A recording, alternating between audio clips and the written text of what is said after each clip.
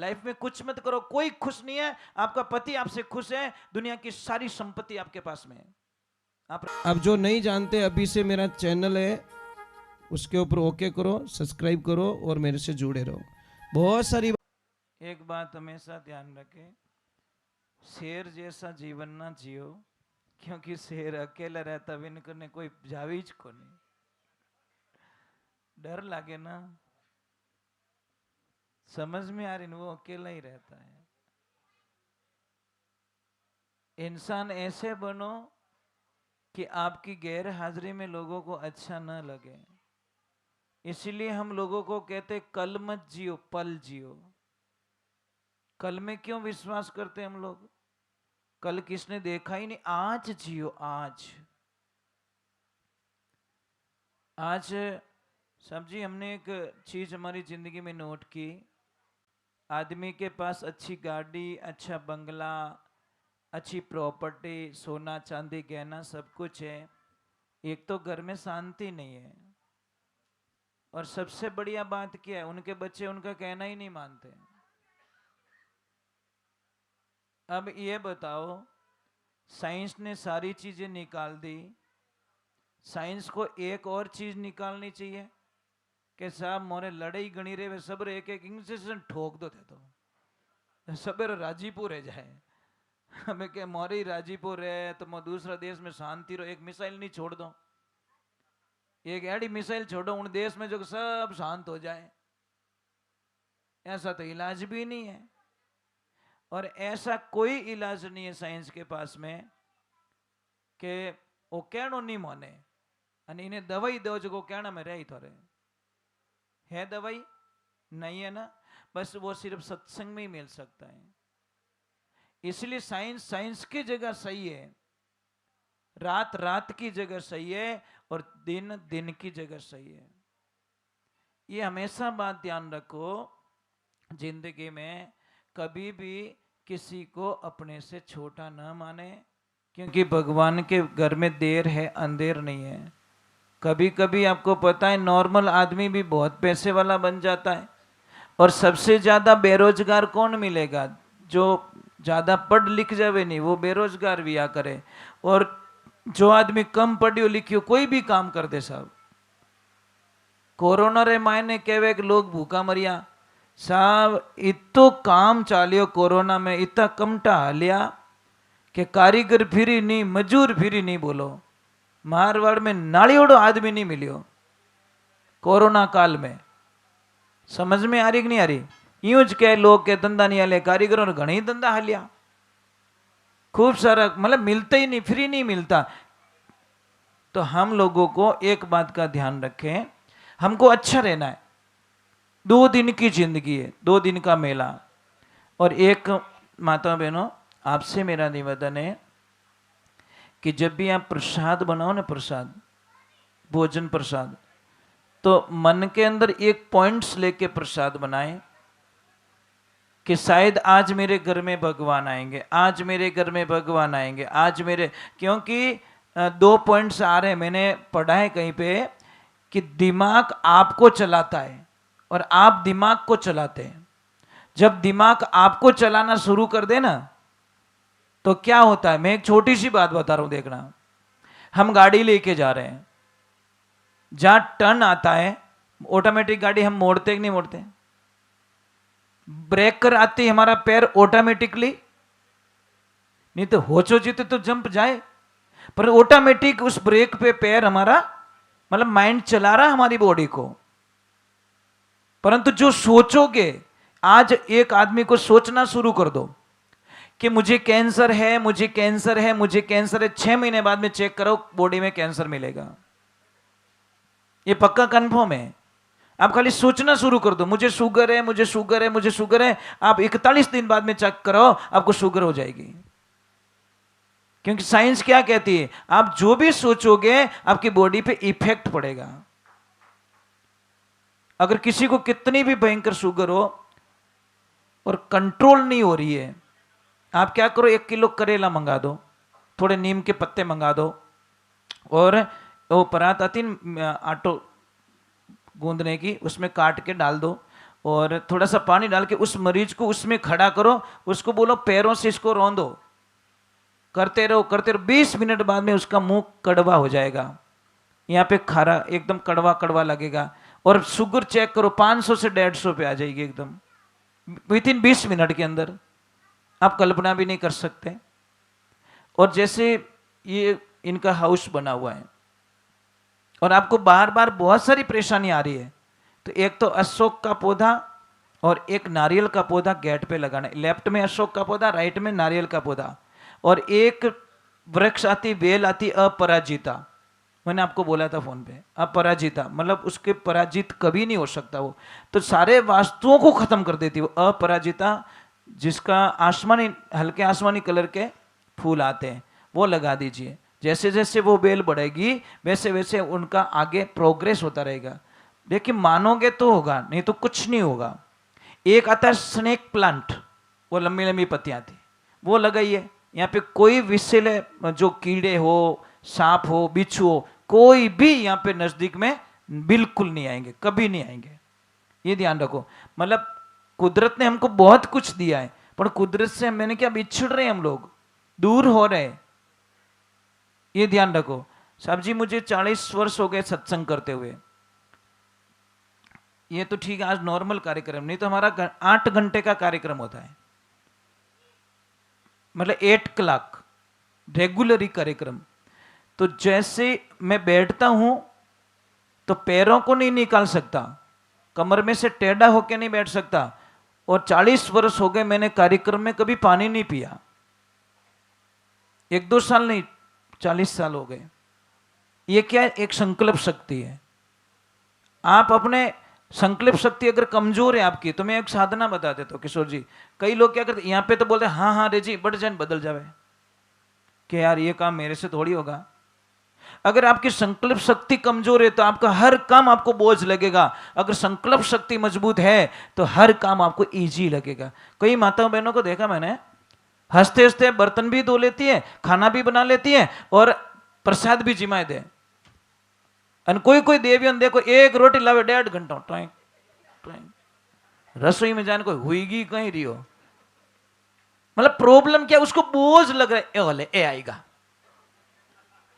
कोई मेहमान की इतनी भूखी होती है साहब, मेहमान आ रहे हैं उसके एकदम माइंडली एकदम फ्री माइंड हो जाती है, अरे मेहमान आ रहे हैं आज तो आनंद आ गया। कोई कितना जना आवे हो, आदमी बापड़ो पच पहुंच रहा 2.5 बताओ क्या 2.5 क्या करे, फिर डर रहे हैं। कोई कोई तो मेहमान आते ने, आदमी को फोन करते ने, वो बाप बेचारा इतना दुखी है, वो कहे के साहब जी मैं तो बारे गियोड़ो इनरा घरे ले क्यों नहीं बम बोलिया नहीं। कोई कहीं कहे साहब मैं घर पे नहीं हूं, अपने आपको घर पे जाना है, आपको मिलके जाना है। उनको पता है मेरी लक्ष्मी बहुत अच्छी है, मेहमानों की कदर करती है, इसलिए मुझे कोई प्रॉब्लम नहीं है। ये ध्यान रखना देवियों, आपके घर में तो पूजा है, आप अपने पतिदेव को प्रणाम करते हो, बस ये लफड़ा है। मंदिर में जाके माथा टेकते हो, ओरिजिनल देवता बापड़ो रोज बंडल लाइन दे, इन की नहीं दे वो।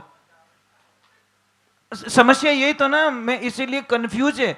जो आदमी 80% उसका जीवन फैमिली के लिए खत्म करता है साहब, कितना 80% उसकी जिंदगी खत्म कर देता है वो, परिवार के लिए, बच्चों के लिए, बहन के लिए, पापा के लिए, काका के लिए, मामा के लिए, फैमिली के लिए अपना जीवन बर्बाद कर देता है। और लास्ट में कहीं कहे क्या कहीं करियो थे वो के डांस करियो चौराहे मत, ट्रैफिक में तपियो, बरसात में भीगो, याड़ा में ही मरियो, 12 बजे री जगह 4 बजे रोटी खाई वही करियो, मारो दूजू की नहीं रियो। देवियों इतना मेहनत करता आदमी, फिर भी अब अगर आप लोग कदर नहीं करोगे तो ये आदमी कहां जाएगा। लाइफ में कुछ मत करो, कोई खुश नहीं है। आपका पति आपसे खुश है, दुनिया की सारी संपत्ति आपके पास में है, आप पति देवरु ध्यान रखो। और एक दूसरे नंबर आपकी बहुत गलतियां हैं, बार बार कॉल मत किया करो। सच में मार फोन क्यों नहीं उठायो, अरे मारी मां ट्रैफिक में भाऊ भाऊ करे मैं कि तेरा फोन उठाऊं कि बेटे गाड़ी चलाऊं, 1 घंटा लेट हो जाए तो भी प्रॉब्लम। अब आदमी सामाजिक प्राणी होता किशोर जी, हाल तो ही कट जानो पड़ी, उसको जाना पड़ेगा, 5 मिनट बैठना पड़ेगा। मीन को बीच में हेलो पाड़ियो तो विने 2 घंटा रुकना ही पड़े। और कोई इमरजेंसी काम पड़ गो एक विश्वास हो हेलो पाड़ेगा फलान जी वो काम पड़ गो तो आ जाओ, तो उसको जाना पड़ेगा। देवियां, पत्नी 2 प्रकार की होती, एक पत्नी और एक धर्म पत्नी। पत्नी क्या करती है? शनिवार के दिन पति को लिस्ट देती है, पतिदेव कल मेरे को ये लाना है, उस मार्केट में जाना है, उस फिल्म की टिकट बुकिंग कराओ और पानी पूरी दाब के खाऊंगी मैं। ये पत्नी की लिस्ट है। और धर्म पत्नी की लिस्ट देखना, धर्म पत्नी क्या कहती है? पतिदेव कल अमावस्या है, गौशाला चलेंगे, कथा चल रही है, बच्चों को लेके कथा में चलना है। ये धर्म पत्नी धर्म के रास्ते ले जाती है और पत्नी फिल्मों में ले जाए, फर्क ही तो ही है, जो कोई फर्क नहीं है। और एक और कड़वा सत्य बता ही देता हूँ, पेड़ पड़ाओ काम बन जावे। आप इतने लोग बैठो, आपके पास में न्यू ब्रांड ड्रेस कितनी पड़ी है? पेटी पैक बता तो दो, भोला आदमी हो को नहीं, सच बोलना। पेटियां भरी है, जिन दिन ऊंदरा रो दिमाग खराब रही हो नहीं, इतनी मस्त डिजाइन बनाया बोला तो कल्पना ही नहीं करो, क्योंकि उसको पता है तुम्हारा पति तो कुछ नहीं कर सकता, मैं जिस दिन अंदर घुस गया इधर से उधर निकलूंगा। देवियां, जो एक ड्रेस खुद के लिए नहीं खरीद सकता उस आदमी की कदर करो। मैं तो इतना ही कहता हूं, बस मेरी प्रार्थना यही, बस दूसरा कुछ नहीं चाहिए। चलो मैं आगे की तरफ चलता हूं, फास्ट थोड़ा 2-3 भजन सुना देता हूं, फिर हमको भी निकलना है क्योंकि थोड़ा लंबा जाना है। कल मेरी सत्संग सूरत में, और हम रात को हैदराबाद में थे, वहाँ से सत्संग करके रात को निकले, पूरा दिन ट्रैवलिंग में थे हम लोग। अभी भी यहाँ पे बैठा हूँ, फिर ट्रैवलिंग होगी। कल मेरा सूरत में कार्यक्रम है, परसों राजस्थान में कार्यक्रम है। और ट्रैवलिंग में पता नहीं इतनी हिम्मत कहाँ से आ जाती है, नहीं तो थक जाते हैं, बहुत परेशान हो जाते हैं, पर हम रेगुलर ही जाते हैं। एक आपने भी प्रार्थना है साहब, एक सूत्र बता रहा हूँ जिंदगी में, लाइफ में ध्यान रखना। आप कुछ नहीं कर पाओ तो एक सूत्र जरूर अपनाना कि हे प्रभु मेरी आदत से कोई परेशान ना हो। बस मैं मंदिर नहीं आ सकता भगवान, मैं कुछ नहीं कर सकता, मैं माला नहीं फेर सकता, मैं तप भी नहीं कर सकता, पर मुझे ऐसा बना दो कि मेरे से कोई परेशान नहीं होना चाहिए। मैं किसी को तकलीफ दे के मरना नहीं चाहता। बस इससे बड़ी साधना दुनिया में कोई नहीं हो सकती। जब आपकी ने तकलीफ देवो ही को नहीं तो आपने माला फेरने कोई जरूरत नहीं है। पण आप तो डायरेक्ट धारा की लगाऊं बोल, आज हो गयो थारो तप। सत्संग करने वाला भगवान रो भगत कदी धारा में विश्वास नहीं करिया, वो एक ही केक मारे तो वो है साक्षी।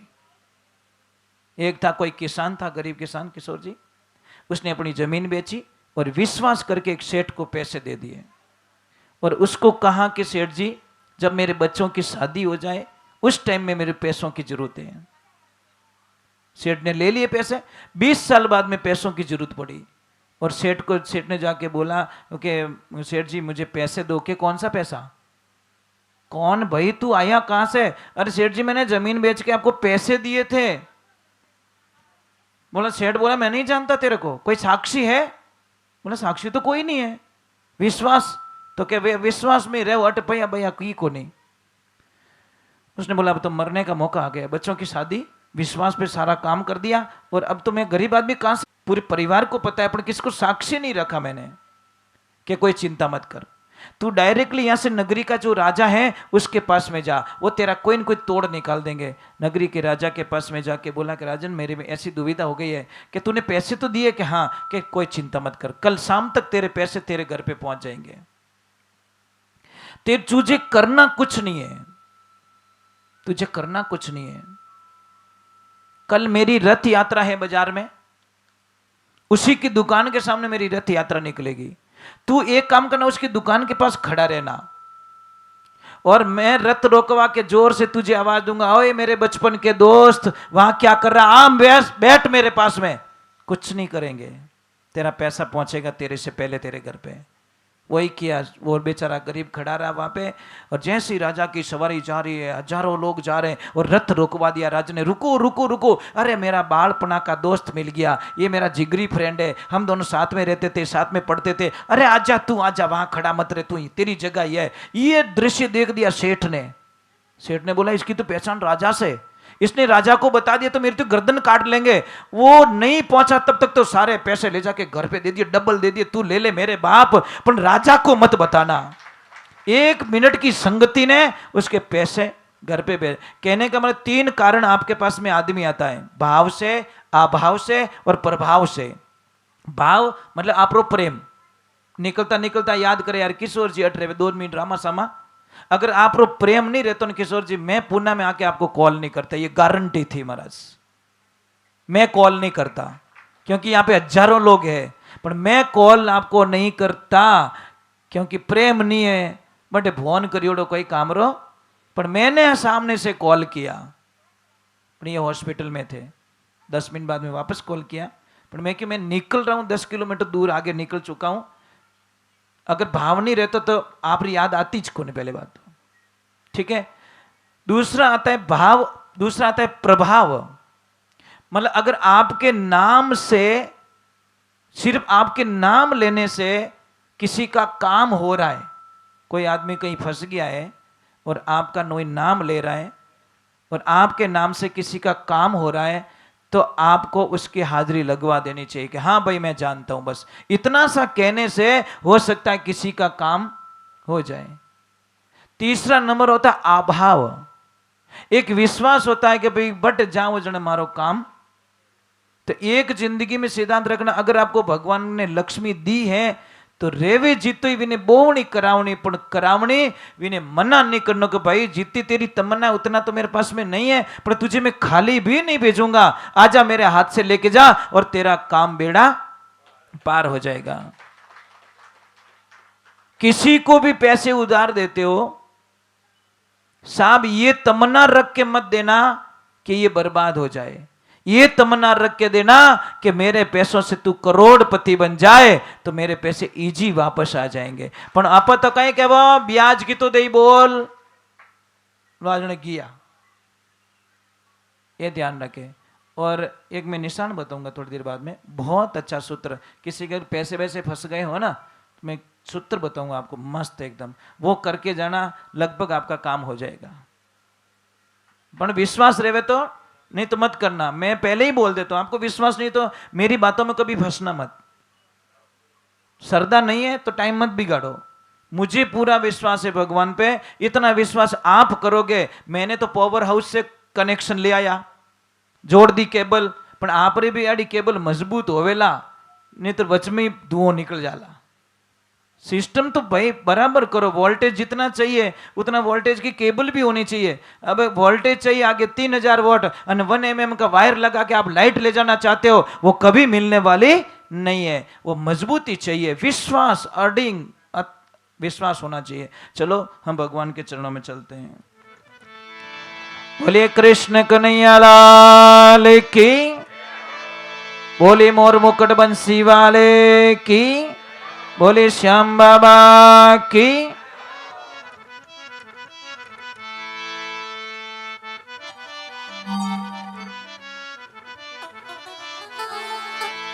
मीरा भाई इन 2 शब्दों रे मैंने अपने समझा देवे। हो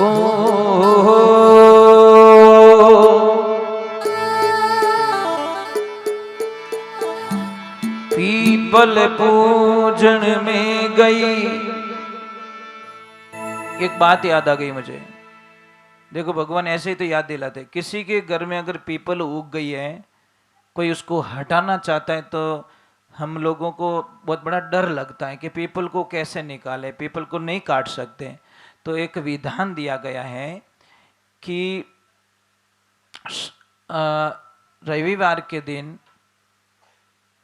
पीपल के वृक्ष में ठीक 12 बजे एक नींबू और एक मिर्ची रखें और 4 बजे उसको उखाड़ सकते हो। अगर जड़ समेत निकल गई तो उसको दूसरी जगह ट्रांसफर कर दो, दूसरी जगह लगा सकते हो। अगर नहीं निकली तो बहते हुए पानी में आप बहा सकते हो, कोई खतरा नहीं, कोई चिंता की बात नहीं है।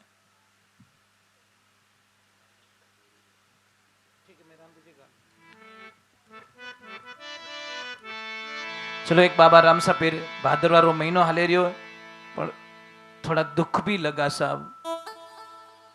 5-7 दिन पहले 7-8 लोग मारे गए थे, और 4 दिन पहले और भीलवाड़ा के जो ग्रुप था उसमें से 6-7 आदमी मर गए। मैं हर साल कहता रहता हूं भाई कि रेडियम लगाओ, पीछे रेडियम लगाओ। 1 रुपया 2 रुपया का खर्चा है भाई, लाखों रुपया हम भंडारा में खर्च करते हैं, तो हर यात्री के पीछे 2 रुपये की रेडियम नहीं लगा सकते, ताकि रात के अंधेरे में 1 किलोमीटर दूर से उस गाड़ी वाले को दिख जाए कि कोई जा रहा है। और ऐसे 4 दिन पहले भीलवाड़ा ग्रुप के साथ में हादसा हो गया, ट्रक चढ़ गया ऊपर, यात्रियों को कुचल दिया। 7-8 दिन पहले रोहिट के बाद पहले भी ऐसा ही हुआ, अंधेरे में दिखे नहीं, कंट्रोल हुआ नहीं, 7-8 आदमियों को मार दिया भाई। इसीलिए हम कहते हैं कि यात्रा करो, कोई प्रॉब्लम नहीं है, पर सुविधा जरूरी है साहब। हर गाड़ी के पीछे ये लाल वाली बत्ती क्यों लगाई जाती है? कि वो दिख जाए। कंपनी ऐसे ही नहीं है, नियम ऐसे ही नहीं है, पर लाल बत्ती लगाने का एक ही कारण है कि वो दिख जाए, और दिख जाए तो कोई बच जाए। तो आप यात्रा करो, कोई दिक्कत नहीं है। अपने भंडारे में, हर भंडारे में ये सुविधाएं होनी चाहिए कि भाई रेडियम नहीं है, रेडियम लगाओ, पहले रेडियम नहीं है, रेडियम लगाओ। हाँ, आपके 5 रुपए से किसकी जान बच सकती है साहब? आप पूरी रामदेवरे के यात्रा का फल हुआ एक आदमी को बचा के ले सकते हो, पर हमारी विचारधारा होनी चाहिए। चलो मैं बाब रणुज्य में चलते हैं।